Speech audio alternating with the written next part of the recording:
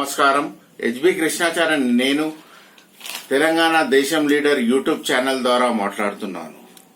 ఈరోజు ఎవరైతే ఈఎంఐలు కట్టలేక పరిస్థితులు ఉన్నారో, ఎవరైతే క్రెడిట్ కార్డ్ డ్యూస్ పేమెంట్ చేయలేక పరిస్థితులు ఉన్నారో, ఎవరైతే జాబ్లో నుంచి తీసేయబడ్డారో, ఎవరైతే సగం శాలరీకే చేస్తున్నారో, ఎవరైతే శాలరీకి చేస్తున్నారు కానీ ఇండైరెక్ట్ గా వాళ్ళ చిల్డ్రన్స్ ఉద్యోగాలు కోల్పోయి బాధపడి ఈఎంఐలు కట్టలేని పరిస్థితులు ఉన్నారో, వాళ్ళ ఉద్దేశకరంతోనే ఈ యొక్క వీడియో తీశాను. ఎందుకంటే వీళ్ళు ఏ విధంగా కట్టాలి, ఏ విధంగా ఈ పరిస్థితిలో కట్టలేరు కోవిడ్ ఉన్నంత కాలము, దాని ఉద్దేశమే ఈ video.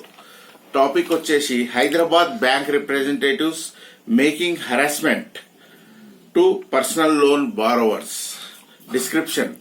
As we all know that COVID-19 attacks in India as on from March 2020, and Government of India and RBI provided moratorium facilities to all loan borrowers from April to August 31st.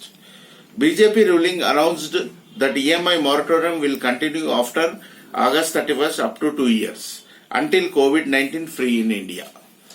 The bank petitioners versus Supreme Court making unresolved judgments.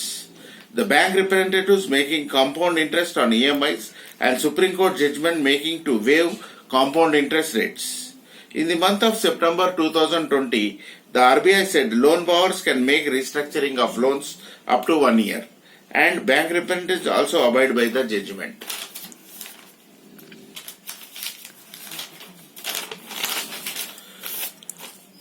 Actually, there are three kinds of loan borrowers. One, jobless employees who has removed from the jobs. Second, off-salary based employees. Third, indirect employees. Those who are having not getting any benefits in the company, suffering due to their children's lost their jobs and income is very low and not able to pay the EMIs. BJP ruling government or RBI or Supreme Court not bothering about jobless employees, off-salary cut employees or indirect employees suffering. For example, Aditya Birla Finance Company making harassment calls daily to all loan borrowers to pay EMI without any compromise on restructuring of loans. Even sending unauthorized bank representatives to homes making harassments and also doing daily phone calls. Even HDFC Bank, if not maintain minimum balance, deducting automatically rupees 600 every time. And also condition is 5 ATM transaction exceed, also charging amount. Corrective action. Immediate attention that loan restructuring facility to be done for all personal loan borrowers EMIs until COVID free in India. No phone calls to be made to loan borrowers daily. Bank official not to send unauthorized representatives, third-party representatives to houses of loan borrowers. Conclusion of the video. COVID-19 make India down of GDP growth, thereby all business environment gets sick. Crores of employees become jobless, working on off-salary based. Some employees getting indirect problems, not paying EMI due to their children lost job and facing medical problems. I appeal to High Court, Supreme Court give judgment to restructuring of loans by way of interest rate to all personal loan borrowers and credit card dues. So మన దేశంలో COVID-19 corona virus attack అయింది March 2020లో. So ఆ తర్వాత ఏమైందంటే lockdown సురువైపోయింది. March, April, మే, June, July, August ఈ 6 నెలలు మోరటోరియంకు facility కలిగించింది government of India and reserve bank of India. So ఆ తర్వాత కొద్ది ఆగస్టులో ఏమన్నారంటే బీజేపీ రూలింగ్ గవర్నమెంట్, మా గవర్నమెంట్ లో ఈఎంఐ మోరటోరియం అనేది 2 years దాకా ఎక్స్టెండ్ చేస్తామన్నది ఒకటి. సో ఇది ప్రైమ్ మినిస్టర్ మోడీ గారు అన్నారు, వాళ్ళ సెంట్రల్ గవర్నమెంట్ పర్సనల్స్ కూడా అన్నారు అనమాట. సో అప్పుడు ఏమైందంటే బ్యాంకు వాళ్ళు అందరూ, ఇండియాలో ఉన్న బ్యాంకు వాళ్ళు పిటిషన్స్ పెట్టారు సుప్రీంకోర్టులో. సుప్రీంకోర్టు జడ్జిమెంట్ ఏమిస్తుంది, ఇంట్రెస్ట్ ఓవర్ కడతారని. అప్పుడు గవర్నమెంట్ ఏం చెప్పింది, గవర్నమెంట్ అయ్యా బాబు ఇంట్రెస్ట్ రేటు మాఫ్ చేయబడుతుంది అని చెప్పింది. ఇంట్రెస్ట్ రేట్ ఓన్లీ అసలు కడతారు లోన్ బావర్స్ అది. సో ఇక ఆ తర్వాత ఏమైందంటే ఆర్బీఐ కానీ సుప్రీంకోర్టు ఏమైందంటే restructuring of the loans. Restructuring అంటే మొదటి నుంచి బకాయిలు ఎన్నున్నాయో అవన్నీ రీస్ట్రక్చర్ అంటే ఇప్పుడు కట్టలేని పరిస్థితులు ఉన్నారు కాబట్టి రీస్ట్రక్చర్ చేసుకోవచ్చు. 1 year 2 years చేసుకొని ఆ తర్వాత ఈఎంఐ కట్టుకునే పరిస్థితి కలుగుతుందని. సో అదనమాట. సో మనం అర్థం చేసుకునేది ఏంటంటే, ఒకటి జాబ్లకేం తీసేయబడ్డారు, వాళ్ళ ఎంప్లాయీస్ క్రోర్స్లలో ఉన్నారు. ఇంకోరు హాఫ్ శాలరీకే చేస్తున్నారు, వాళ్ళు కూడా కోట్లలో ఉన్నారు. ఇంకోరు జాబులు చేస్తున్నారు కానీ ఏ బెనిఫిట్స్ లేవు, ఇంక్రిమెంట్స్ కానీ బోనస్ కానీ ఏ బెనిఫిట్స్ లేని. అయితే వాళ్ళ పిల్లలు జాబ్లోకి తీసేయబడ్డారు.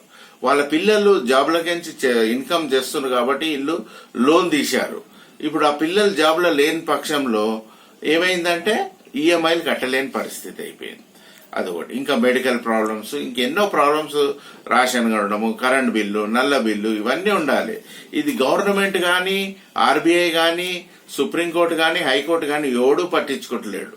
దీనికి ఏంటంటే ఈ పరిస్థితిలో ఉన్న వాళ్ళు ఈ సిచ్యువేషన్ లో ఎలా ఈఎంఐలు కడతారనేది వాళ్ళు తేల్చాలి. ఎలా తేల్చాలి? రీస్ట్రక్చరింగ్ చేసుకోరా బాబు, ఇంట్రెస్ట్ మాఫ్ చేస్తామంటే అయిపోతుంది. కానీ బ్యాంక్ వాళ్ళు, for example Aditya Birla finance company ఉందన్నమాట హైదరాబాద్ లో. వీళ్ళు ఏం చేశారంటే ఎక్కువ ఇంట్రెస్ట్ రేట్ కు లోన్లు ఇచ్చి డైలీ ఈ రీస్ట్రక్చరింగ్ గురించి మాట్లాడతలేరు, మొరటోరియం గురించి మాట్లాడతలేరు. ఈఎంఐ కట్టాలి, డైలీ ఫోన్ కాల్స్, ఈఎంఐ కట్టాలి. లేకుంటే ఇంటికి మనుషుల్ని పంపించి అనాథరైజ్ గుండాస్ అనమాట, వీళ్ళు కించపరిచినట్టు మాట్లాడి అది చేసి ఈ గుండాలను ఈ బ్యాంక్ వాళ్ళు పోషిస్తుండ్రు, థర్డ్ పార్టీ గుండాస్ ని. సో ఇదొక చర్యలు ఒకటి అవుతుంది. సో దీని మూలంగా ఈ పరిస్థితిని ఎదుర్కోలేక సతమతం అవుతుండ్రు. సో ఈవెన్ హెచ్డిఎఫ్సి బ్యాంక్ ఉంది, మినిమం జీరో బ్యాలెన్స్. ఈ సిచ్యువేషన్ లో బ్యాంక్ బ్యాలెన్స్ పెట్టుడే కష్టం. జీరో బ్యాలెన్స్ ఉందనుకో, ఇమీడియట్ గా ఎప్పుడన్నా శాలరీ అండ్ క్రెడిట్ అయిన బ్యాంక్ లో ఇమీడియట్ గా 600 రూపీస్ కట్ అవుతుంది. ఇంకో కండిషన్ ఏంటంటే 5 ట్రాన్సాక్షన్ ఏటీఎం ట్రాన్సాక్షన్ కన్నా మించకూడదు. మించితే మళ్ళా పేమెంట్ కట్ అవుతుంది. ఇది కూడా రద్దు చేయాలని నేను చెప్తున్నా గవర్నమెంట్ ఆఫ్ ఇండియాకు. దీని కరెక్ట్ యాక్షన్ ఏం చేయాలి? ఇమీడియట్ గా రీస్ట్రక్చరింగ్ లోన్ ఫెసిలిటీ కలగజేయాలి. ఎప్పటిదాకా personal loan borrowers, EMI borrowers, credit card డిఓలకు అంటిల్ కోవిడ్ సిచ్యువేషన్ ఫ్రీ అయ్యేదాకానన్నా లేకుంటే 1 year అట్లా పెట్టుకోవాలి. ఇంకోటి ఫోన్ కాల్స్ చేయకూడదు లోన్ బారోవర్స్ కు, వాళ్ళు హింసిస్తుండ్రు, ఇంటికి కూడా మనుషుల్ని పంపుతుండ్రు. సో ఇది ఫస్ట్ తీసుకోవాలి. కంక్లూజన్ ఆఫ్ ది వీడియో ఏంటంటే, ఈ కరోనా వైరస్ రాకముందే ఇండియన్ బిజినెస్ ఎన్విరాన్మెంట్ అనేది అతలకుతలం ఉంది. 1,00,000 మీద ఇండస్ట్రీలు సిక్కుయేది. కరోనా వైరస్ వచ్చిన నుంచి డౌన్ అయిపోయింది. జీడిపి అనేది డౌన్ అయిపోయింది, 2%కు వచ్చింది. ఇప్పుడు ఏదో మెరుగుతుంది. ఈ లంచకొండి దేశంలో ఇలాంటి పరిస్థితులను ఎదుర్కొని ఎంప్లాయీస్ మీ ఆపర్చునిటీ కలిగేయాలంటే చాలా కష్టం. సో నేను అనేది ఏంటంటే, ఎవరైతే ఈఎంఐలు పడతలేరో వాళ్ళకు ఫ్రీగా రీస్ట్రక్చరింగ్ లోన్ ఫెసిలిటీ ఉండాలి.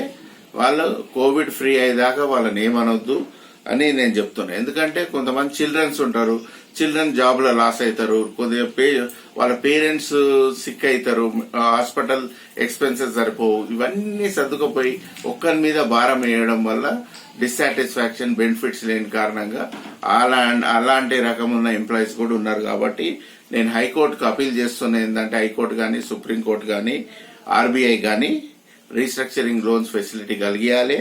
అండ్ ఈ ఆదిత్య బిర్లా ఫైనాన్స్ ఏదైతే ఉందో ఇమీడియట్ యాక్షన్ తీసుకోవాలి హైదరాబాద్ లో అని నేను చెప్తూ, మీరందరూ ఈ యూట్యూబ్ ఛానల్ ఎవరెవరైతే లోన్స్ తీసుకున్నారో, ఈఎంఐస్ కట్టలేని పరిస్థితులు ఉన్నారో, క్రెడిట్ కార్డ్ డ్యూస్ కట్టలేని పరిస్థితులు ఉన్నారో, మీరందరూ తెలిసిన వాళ్ళందరికీ షేర్ చేయండి, సబ్స్క్రైబ్ చేయండి.